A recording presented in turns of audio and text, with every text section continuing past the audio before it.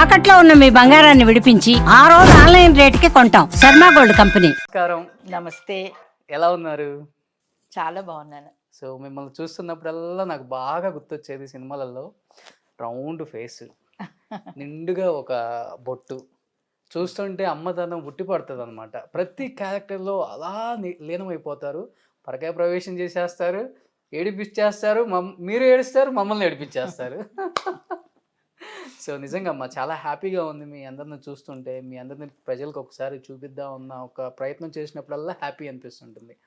ఎలా అనిపిస్తుంది అమ్మ 40 years బ్యాక్కి వెళ్ళి చూసుకుంటే ఎక్కడ స్టార్ట్ అయింది ఈ కెరీర్, ఎలా స్టార్ట్ అయింది, ఎన్ని కష్టాలు పడ్డాను, ఎంత లెగసీ చూశాను, ఇప్పుడు ఎలా బతుకుతున్నాను అనిపిస్తున్నప్పుడల్లా ఎలా అనిపిస్తుంది అమ్మ? అంటే నేను ఎక్కువ కష్టపడ్డానని నేను ఎప్పుడు అనుకోలేదు. ఎందుకంటే భగవంతుడి దయ వల్ల భగవంతుడి ఆశీర్వచనలు నాకు ఎక్కువ ఉంటాయని నేను అనుకుంటూ ఉంటాను. శంకరాభరణం నా ఫస్ట్ మూవీ, అది అందరికీ తెలిసిందే. నా ఫుల్ పేరు శంకరాభరణం రాజలక్ష్మినే. రాజలక్ష్మి అంటే ఒక నిమిషం ఆలోచిస్తారు, శంకరాభరణం రాజలక్ష్మి అని. ఎందుకంటే ఎన్ని భాషల్లోకి వెళ్ళినా అది చాలా నోటెడ్ అయిన పేరు. ఫస్ట్ వాళ్ళకి ఎప్పుడు ఇంటి పేరుగా నిలిచిపోయింది ఫస్ట్ సినిమా మీకు. అది కొంతమందికి అదృష్టం, ఆ అదృష్టంలో నేను ఒకదాన్ని. శంకరాభరణం అవకాశం కూడా నేనేమీ పెద్ద కష్టపడ్డానని నేను ఎప్పుడు అనుకోను. అంటే ఆ టైంలో వాళ్ళకి ఆ క్యారెక్టర్ కోసం ఎత్తుతున్న టైంలో నేను వెళ్ళి వాళ్ళని కలవటం, విశ్వనాథ్ గారి వాళ్ళని, ఏడుగు నాగేశ్వరరావు గారి వాళ్ళని, ఆ క్యారెక్టర్ నేను సరిపోతానని వాళ్ళు అనుకున్న వెంటనే ఎక్కువ గ్యాప్ కూడా ఇవ్వలేదు. ఇవాళ ఈవినింగ్ నాగేశ్వర గారి ఫ్యామిలీని కలిసాము, వాళ్ళ ఇంట్లో అందరూ చూసేది. ఎందుకంటే వాళ్ళందరూ ఫ్యామిలీ అంతా ఒకసారి చూస్తారు ఆ క్యారెక్టర్కి బాగుంటుందా అని. వాళ్ళందరూ ఓకే అనుకున్న తర్వాత నెక్స్ట్ విశ్వనాథ్ గారిని కలిశాను, ఆయన చూశారు, ఓకే అనుకొని నెక్స్ట్ డే షూటింగ్ బయలుదేరి వెళ్ళిపోయాం. బికాస్ వాళ్ళ షూటింగ్ అందరూ ఆర్టిస్టులు కన్ఫర్మ్ అయ్యారంటే ఈ ఒక్క క్యారెక్టర్ కన్ఫర్మ్ అవ్వలేదు. ఆ క్యారెక్టర్ కన్ఫర్మ్ అయితే కానీ వీళ్ళు అవుట్డోర్ బయలుదేరరు. ఎందుకంటే ఆ క్యారెక్టర్తోనే వాళ్ళు షూటింగ్ స్టార్ట్ చేస్తున్నారు. శంకర్ శాస్త్రి గారి ప్రజెంట్ ఇది, అంటే కూతురు పెద్దదైపోయింది, ఫ్లాష్ బ్యాక్ అంటే కూతురు చిన్నది. ఓకే. ఇంకా వాళ్ళు ఆ షెడ్యూల్ స్టార్ట్ చేసిందే మా ఫ్యామిలీతోటి. అంటే శంకర్ శాస్త్రి గారి ఇల్లు, ఆయన ఆ గొప్ప స్టేజీ నుంచి ఒక మామూలు మనిషిగా వచ్చినప్పుడు వాళ్ళ కుటుంబం, తండ్రి కూతురు, ఆ తర్వాత చిన్నవాడు వచ్చి మా కుటుంబంలో జారటం, పెళ్లి చూపులు, సాంగ్, ఇదంతా మాది ఫస్ట్ షెడ్యూల్ అంతా. సెకండ్ సీన్లోనే అరిపించేశారు శారదా అనగానే ఆ భయం. అది యాక్చువల్గా ఫస్ట్ షూటింగ్ స్టార్ట్ చేసిన ఫస్ట్ డే మాకు మా గురువుగారు విశ్వనాథ్ గారికి దైవభక్తి ఎక్కువ. ఆయన తులసి కోట చుట్టూ తిరిగేది ఒక షాట్ చేసి నెక్స్ట్ నాకు చీర కట్టించి కూర్చోబెట్టేశారు సామజ్వరగం సాంగ్కి, పెళ్లి చూపుల సీన్. ఓకే. అందుకోసం ఆ క్యారెక్టర్ వచ్చి నేను ఎక్కువ కష్టపడ్డాను, ఏదో ఆఫీసుల చుట్టూ తిరిగానని నేను ఎప్పుడు అనుకోలేదు. ఎందుకంటే నేను తిరగలేదు కాబట్టి. అట్లా ఇవాళ ఓకే అనుకున్నారు, అడ్వాన్స్ ఇచ్చారు, నెక్స్ట్ డే బయలుదేరి మేము రాజమండ్రి వెళ్ళిపోయాం. ఒక 15 days షెడ్యూల్. ఆ తర్వాత అదృష్టం కొద్దీ ఆ షూటింగ్ జరుగుతున్నప్పుడే శంకరాభరణం ఒక షెడ్యూల్ మేము రాజమండ్రిలో చేస్తున్నప్పుడే ఫస్ట్ పెళ్లి చూపుల సీన్ కోసం చంద్రమోహన్ గారు వచ్చారు. చంద్రమోహన్ గారు వచ్చిన తర్వాత ఆయన కాంబినేషన్ చేశాము. ఆయనకి షూటింగ్ అయిపోయింది, ఆయన వెళ్ళిపోయారు. నేను ఇంకా స్టిల్ అక్కడే ఉన్నాను రాజమండ్రిలో. వెళ్ళిన తర్వాత చంద్రమోహన్ గారు రాఘవేంద్ర గారితో ఏదో సినిమా చేస్తున్నట్టున్నారు. అప్పుడు ఆయన ఇట్లా కొత్త సినిమాకు ఒక అమ్మాయి కావాలి, కొత్త హీరోయిన్ అనుకుంటున్నాం, చంద్రమోహన్ నీకు ఎవరైనా తెలిసే చెప్పు అన్నారు. మామూలే కదా ఇది అడగటం. అంటే ఆయన చెప్పారంటే ఇట్లాగా విశ్వనాథ్ గారి సినిమాలో కొత్తగా వచ్చింది అమ్మాయి బాగుంది, ఒకసారి మీరు చూడాలంటే చూడండి అని. అంటే వాళ్ళు వెంటనే ఏది నాగేశ్వర గారు ఆఫీస్కి ఫోన్ చేస్తే ఇలా అవుట్డోర్లో ఉన్నా రాలేదు, ఎప్పుడు వస్తానంటే పలానా టైం, సో ఎక్కడ ఉంటున్నారంటే చెప్పారండి. నేను ఇలా దిగాను, ఆ రోజు మార్నింగ్ మా షెడ్యూల్ అయిపోయి మేము వచ్చేసాము. నాకు వెంటనే ఫోన్ లేవు కదా అప్పుడు, ఇంత ఈ సెల్ ఫోన్లు అంతా, కారు వచ్చేసింది. ఎక్కడి నుంచి అంటే ఇట్లాగా రాఘవేంద్రరావు గారు చూడాలంటున్నారు. వెంటనే ఎంత పెద్ద గొప్ప విషయం కదా, రాఘవేంద్రరావు గారి డైరెక్షను అది. అప్పుడే ఆయన వేటగాడు, అడవి రావడం అంతా సూపర్ హిట్ మూవీస్ మా ఊళ్ళో మేము చూసి వచ్చిన వాళ్ళం. ఓకే. అలాంటి గొప్ప డైరెక్టర్ని కలవటం అసలు ఆయన నన్ను చూడాలనుకుంటే నా అదృష్టం అది. వెళ్ళి ఆయన కలిసిన తర్వాత ఆయన అన్నారు, సరే ఒక స్క్రీన్ టెస్ట్ చేద్దాము, ఎందుకంటే ఇది ఫుల్ మోడర్న్ క్యారెక్టర్ అని చెప్పి అంటే సరేనని తర్వాత ఆయన ఒక స్క్రీన్ టెస్ట్ చేశారు, ఒక చిన్న సాంగ్ ఏదో. తర్వాత మోడర్న్ డ్రెస్సులు వేసి చూసినాక ఆయన ఓకే, మురళీమోహన్ గారితో హీరోయిన్ మూవీ కన్ఫర్మ్. నెక్స్ట్ అదే దీంట్లో రౌడీ రాముడు కొంటి కృష్ణుడు అని ఎన్టీ రామారావు గారి ఎన్ఐటి బ్యానర్లో రామారావు గారు, శ్రీదేవి గారు, బాలకృష్ణ గారి పక్కన హీరోయిన్ కోసం ఎత్తుతున్న టైంలో నా గురించి తెలిసి ఆయన కూడా ఇది చూసి ఓకే చేసి మా వాళ్ళు ఫస్ట్ షెడ్యూల్ ఫినిష్ చేసుకుని నేనైతే వచ్చేసాను. నాకు ఇది అయిపోయి వాళ్ళు వచ్చేలోపు నేను 2 సినిమాలు ఆల్రెడీ హీరోయిన్గా బుక్ అయిపోయి ఉన్నాను. ఇంకా నేను ఎక్కడ కష్టపడ్డాను చెప్పండి. సో నక్క తొక్కారనమాట. గ్యారంటీగా ఆ విషయం నేను చెప్పాను కదా, నాకు ఎప్పుడు భగవంతుడి అనుగ్రహం ఉంది. నేను అందులో అస్సలు డినే చేయను. నేను అంటే నా కష్టం నేను పడుతూ ఉండాలి, నా చేతనేందు వర్క్ చేసుకుంటూ పోవాలి. బట్ అట్ ఏ టైం నేను భగవంతుడిని నమ్ముతాను. ఎందుకంటే చాలామందికి సినిమా రిలీజ్ అయ్యి సక్సెస్ అయిన తర్వాత, లేకపోతే మన క్యారెక్టర్ సక్సెస్ అయిన తర్వాత ఆఫర్లు వస్తాయి. నాకు అసలు ఒక షెడ్యూల్ అయిన తర్వాత రావటం అన్నది నిజంగా ఆ రోజుల్లో చెప్పుకునేవాళ్ళు, ఇదేంటి ఆ అమ్మాయి ఏంటి అప్పుడే, ఎవరి అమ్మాయి రాజలక్ష్మి అప్పుడే 2 సినిమాలు చేసేస్తుందంట అనుకున్న రోజులు కూడా ఉన్నాయి ఆ రోజుల్లో. ఇప్పుడు మీరు చెప్పిన దాంట్లో 3 పాయింట్లు నాకు అర్థమైనాయి అమ్మ. ఏంటి కే విశ్వనాథ్ గారితో వర్క్ చేయాలన్నది ప్రతి ఒక్కరి డ్రీమ్. అప్పుడులో అదే ఆయన సినిమాలో వెనక కనపడితే చాలు మనకి మన జీవితం ధన్యం అయిపోద్ది అనుకుంటారు ప్రతి టెక్నీషియన్ కూడా, ప్రతి ఆర్టిస్ట్. అవును. అండ్ సెకండ్, చంద్రమోహన్ గారితో యాక్ట్ చేసిన ప్రతి హీరోయిన్ టాప్ హీరోయిన్ గా వెళ్ళిపోయిందంట. అది ఎంతవరకు వాస్తవం కాదో మాకైతే తెలియదు, అది కానీ బయట అయితే ఒక నిజమండి. ఉంది. ఇంకొకటి, ఇమీడియట్ గా ఎన్టీఆర్ గారి సినిమాలో వర్క్ చేయటం గ్రేట్ అండ్ ఆయన చేత మీరు షబాస్ అనిపించుకున్నారు. ఎస్, ఎస్ ఈ 3 రాఘవేంద్ర గారు ఎలాంటి డైరెక్టర్, ఆయన డైరెక్షన్లో నేను 2 సినిమాలు వెంటనే హీరోయిన్గా చేశాను. బాలకృష్ణ గారు ఆయన అప్పుడే కాలేజీ ఫినిష్ చేసి వచ్చినట్టున్నారు. ఇద్దరం ఇక్కడే హైదరాబాద్ షూటింగ్. అది ఒక గోల్డెన్ డేస్ ఎలా నిజమేనమ్మా, చంద్రమోహన్ గారితో యాక్ట్ చేస్తే హీరోయిన్ టాప్ అవుతారంటారు అని అంటారు. అలాగే చాలా మందికి అలాగే జరిగింది కదా. శ్రీదేవి ఇప్పుడు శ్రీదేవి గారు, జయసుధ గారు, జయప్రద గారు, ఆ లిస్టులో చాలా మంది ఉన్నాం. నేను కూడా ఒకటి దాన్ని ఉన్నాను ఆ లిస్టులో. ఎందుకంటే ఆయనతో చేసిన తర్వాతే అది సెంటిమెంట్ అనండి ఏమన్నానండి, అది నిజమే. అది అలా చూసుకుంటే అందరం ఉన్నాం చాలామంది లిస్టులో దాంట్లో. కాబట్టి నమ్మచ్చు, తప్పే ఉంది. ఇండస్ట్రీ అంటేనే సెంటిమెంట్స్ అండి, మనిషి అంటే ప్రతిదానికి సెంటిమెంట్. ఆ సెంటిమెంట్ మనం నమ్మాల్సిందే.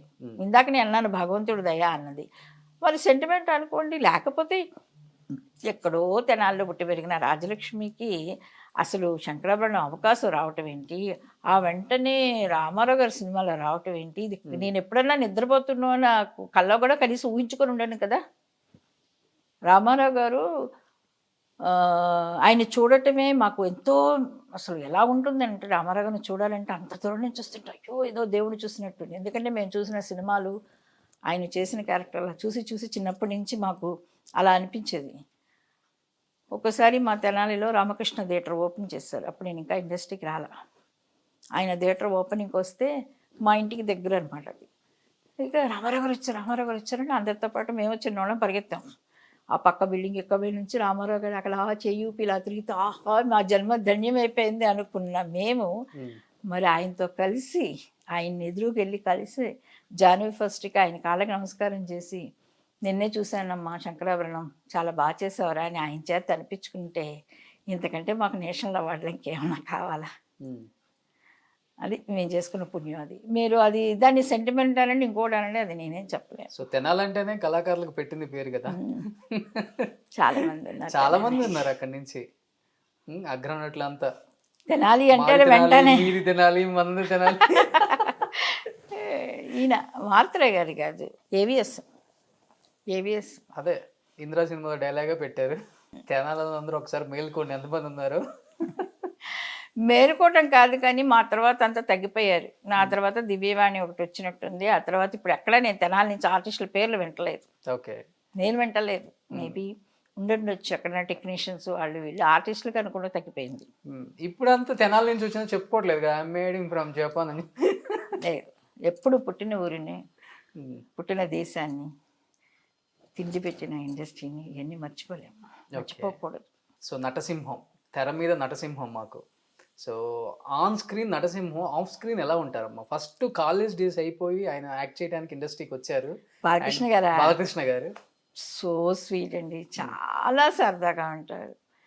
ఎంత సరదాగా ఉన్న అప్పుడే కదా ఆయన కాలేజీ ఐ థింక్ డిగ్రీ అయిపోయి బయటకు వచ్చినట్టున్నారు. ఎంత సరదాగా యాక్ట్ చేసేవాళ్ళము. నేను తనతో చాలా సినిమాలు చేశాను. జనని జన్మభూమిలో విశ్వనాథ్ గారి డైరెక్షన్లో తన హీరోయిన్గా నేను చేశాను. ఇప్పటికీ ఎక్కడ కనిపించిన ఎంతో అప్యాయంగా పలకరిస్తారు. బాలకృష్ణ గారిలో మీకు బాగా నచ్చిన కామన్ పాయింట్ అంటే ఆఫ్ స్క్రీన్ ఎలా ఉంటారు అసలు కంటే? నాకు బాలకృష్ణ గారంటే నేను ఎప్పుడు బాలకృష్ణ గారిని పేరు పెట్టే పిలిచేదాన్ని. ఇప్పుడు కూడా ఎప్పుడైనా మామూలుగా మాట్లాడతాం. ఆయన పెద్దవాళ్ళని విపరీతంగా గౌరవిస్తారు. ఎందుకంటున్నానంటే నేను ఆ కళతో చూశాను. సీనియర్ ఆర్టిస్టులు ఎవరైనా వస్తే కూర్చున్నప్పుడు లెగిసి వెళ్ళి ఆయన ఎదురు తీసుకొచ్చి వాళ్ళని కూర్చోబెట్టి ఆయన కూర్చున్నది అది నా కళతో చూశాను. అట్లాగే తోటి ఆర్టిస్టులు అంటే చాలా అభిమానంగా ఉంటారు. సిన్సియారిటీకి ఇంపార్టెంట్ ఇస్తారు. మనకు టైమింగ్ సెన్స్ ఇలాంటివన్నీ చాలా ఇంపార్టెంట్ ఇస్తారు. కోపం అంటారా, అది పక్కన పెట్టండి, ఎవరికైనా కోపం వస్తుంది. ఇప్పుడు మనం సిన్సియర్గా నిజంగానే బాలకృష్ణ గారికి ఏమో నాకు తెలుసు బాలకృష్ణ గారికి అప్పుడైతే నేను ఎప్పుడు చూడలేదు. మీ ఫ్రాంక్గా చెప్తున్నాను, అబద్ధం కాదు, మీ కెమెరా ముందు చెప్తున్నాను కాదు. నేనైతే ఎప్పుడు చూడలేదు. నేను ఒక 3-4 మూవీస్ అలా చేశాను. నేను ఎప్పుడు చూడలేదు. మంచి వ్యక్తి, చాలా మంచి వ్యక్తి, చాలా చాలా మంచి వ్యక్తి. మనం ఇప్పుడైనా ఎక్కడ కనిపించినా ఎంత ఆప్యాయంగా పలకరిస్తారో. ఒకసారి అంటే అంత పెద్ద రామారావు గారి కొడుకు ఏంటి అసలు, మా మదర్కి ఒంట్లో బాగాలేదు, ఆపరేషన్ అయిందంటే మేము కథానాయకుడు సినిమా చేస్తున్నాం. ఓకే. మా అమ్మగారితో చాలా ఇదిగా ఉండాడు. అమ్మ అనుకుంటే చాలా ఆప్యాయంగా ఉండేవారు. అమ్మ ఎలా ఉన్నారమ్మా అంటే మేమంతా అప్పుడు అమ్మ వాళ్ళు వచ్చేవారు కదండి షూటింగ్కి, అందుకోసం బాగా పరిచయం అనమాట. అయితే అమ్మ ఎలా ఉందంటే అమ్మకి ఇలా కొంచెం చిన్న మైనర్ ఆపరేషన్ జరిగింది ఇవాళ అంటే నేను వస్తాను ఇంటికి అన్నాను. నాకు నిజంగా షాక్ అనమాట. ఎందుకంటే అప్పటికి కథానాయకుడు సినిమా అప్పుడు పెద్ద హీరో రామారావు గారు అబ్బాయి, మనం ఎలా ఎక్స్పెక్ట్ చేస్తాం. అమ్మని చూస్తాను వచ్చి అన్నారు. అంటే రావద్దని అనలేం కదా, మాకు తొందరగా షూటింగ్ అయిపోయింది సరేనని చెప్పి నేను వచ్చేసాను. ఇద్దరం కలిసి వచ్చాం. వస్తే మా ఇంట్లో ఆ రోజు సత్యనారాయణ జరుగుతుంది. ఓకే. అప్పుడే వాళ్ళ అమ్మగారు పోయిన కొత్తలో ఆయనకు వెయిట్ చేసి అమ్మని చూసి పలకరించి పూజ అమ్మ పూజలోంచి గబికం లేచి రాలేదు కదా, అందుకోసం వెయిట్ చేసి చూసి పలకరించి ఎలా ఉన్నారు అని అవన్నీ మర్చిపోలేమండి. అంటే అంత అభిమానం, ఒక అభిమానం అంటే అంత అభిమానిస్తారు. అంటే పెద్దవాళ్ళని గౌరవించటం అవన్నీ రామారావు గారి దగ్గర నేర్చుకున్నాం మేమంతా. ఆయన కూడా అంతే. ఓకే. సో రామారావు గారితో యాక్ట్ చేయడం అనేది ఒక వరం ఆర్టిస్టులకి. తప్పకుండా. అయ్యో కళ అండి బాబు, ఆయన చూడటమే ఒక పెద్ద కళ మాకు.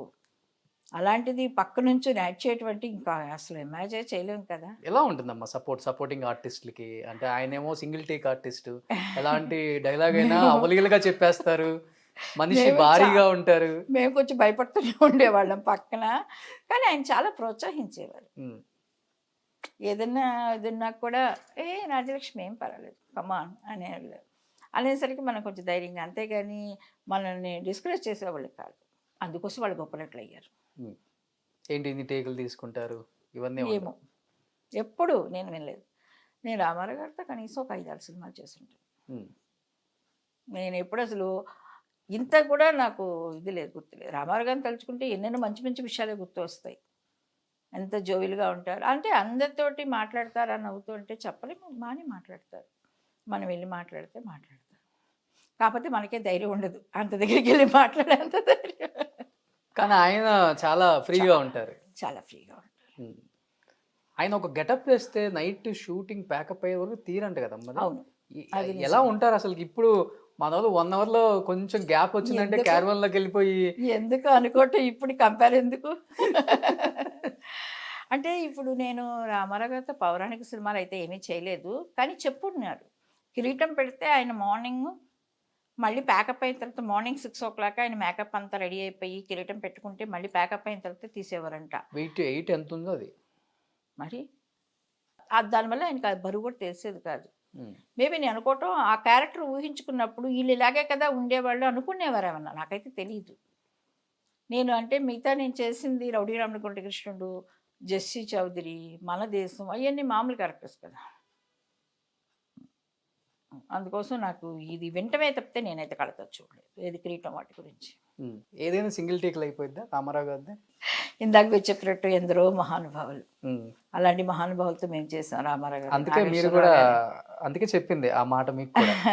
నాగేశ్వరరావు గారు, రామారావు గారు, అది మేము ఎంతో గర్వంగా చెప్పుకోగలుగుతాం. ఎలాగంటే ఇంత గొప్ప వాళ్ళతో మేము చేసాము. తమిళ శివాజీ గారు అవ్వచ్చు, మలయాళంలో ప్రేమనజీర్ గారితో అవ్వచ్చు, అందరితో వచ్చేసాం.